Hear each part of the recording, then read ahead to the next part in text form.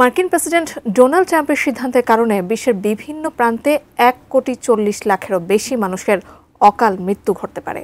এক গবেষণায় উঠে এসেছে এই ভয়াবহ আশঙ্কা চিত্র। কিন্তু কি এমন সিদ্ধান্ত নিয়েছেন প্রেসিডেন্ট ট্রাম্প? বিস্তারিত আরিফ হাসানের প্রতিবেদনে। বিশ্ব মানবিক সহায়তার অন্যতম বড় স্তম্ভ যদি ভেঙে পড়ে, তবে তার ধ্বংসস্তূপে চাপা পড়বে কোটি মানুষের জীবন। এমনই এক ভয়াবহ আশঙ্কার চিত্র উঠে এসেছে বিশ্বখ্যাত চিকিৎসা বিষয়ক সাময়িকী দ্য ল্যান্সেটে প্রকাশিত সাম্প্রতিক এক গবেষণায়। গবেষণা বলছে, যুক্তরাষ্ট্রের আন্তর্জাতিক উন্নয়ন সংস্থা ইউএসএইডের বাজেট কমানো এবং এটি বিলুপ্ত করার পরিকল্পনার কারণে 2025 থেকে 2030 সালের মধ্যে 1,40,00,000-এরও বেশি মানুষের অকাল মৃত্যু ঘটতে পারে। শুধু তাই নয়, এই মৃত্যুর মধ্যে অন্তত 45 লাখ শিশুও থাকবে, যাদের বয়স 5 বছরের নিচে। মূলত মার্কিন প্রেসিডেন্ট ডোনাল্ড ট্রাম্প দ্বিতীয় মেয়াদে দায়িত্ব গ্রহণের পর আনুষ্ঠানিকভাবে ইউএসএইড বন্ধ ঘোষণা করার সিদ্ধান্ত নেন। মাত্র 6 সপ্তাহের পর্যালোচনার পরই সংস্থাটির 80% কার্যক্রম বন্ধ করে দেওয়া হয়। অবশিষ্ট কার্যক্রমগুলোকে পররাষ্ট্র দপ্তরের অধীনে এনে কংগ্রেসের সঙ্গে সমন্বয়ের মাধ্যমে চালানোর কথা বলা হচ্ছে। বিশ্বের সবচেয়ে বড় মানবিক সহায়তা দানকারী দেশ যুক্তরাষ্ট্র।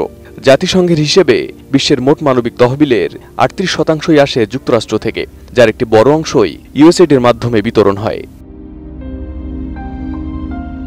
টানা সপ্তমবারের মতো বেস্ট টিস্যু পেপার ব্র্যান্ড হিসেবে স্বীকৃতি পেয়েছে বসুন্ধরা টিস্যু। মাত্র গত বছরেই যুক্তরাষ্ট্র $61 বিলিয়ন বিদেশি সাহায্য দিয়েছে, যার অর্ধেকের বেশি ইউএসএইড পরিচালিত কর্মসূচিতে গেছে।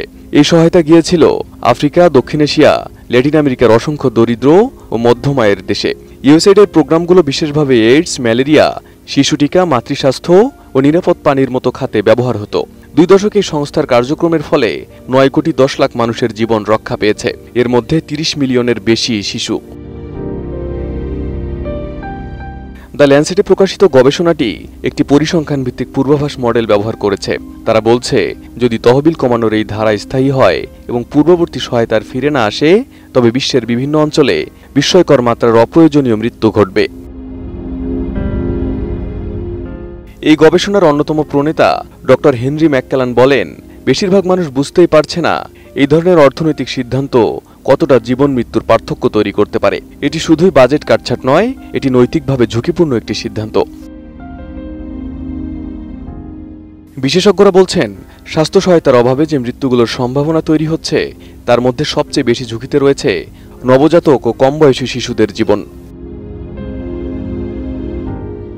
বিশেষ করে সাব সাহারান আফ্রিকা, দক্ষিণ এশিয়া এবং দক্ষিণ পূর্ব এশিয়ার মতো অঞ্চলে, যেখানে স্বাস্থ্য পরিকাঠামো দুর্বল, যেখানে টিকা কর্মসূচি বন্ধ, প্রসূতি সেবা সংকট, ওষুধের অভাব, এসবই একসাথে মরণফাঁদ তৈরি করবে।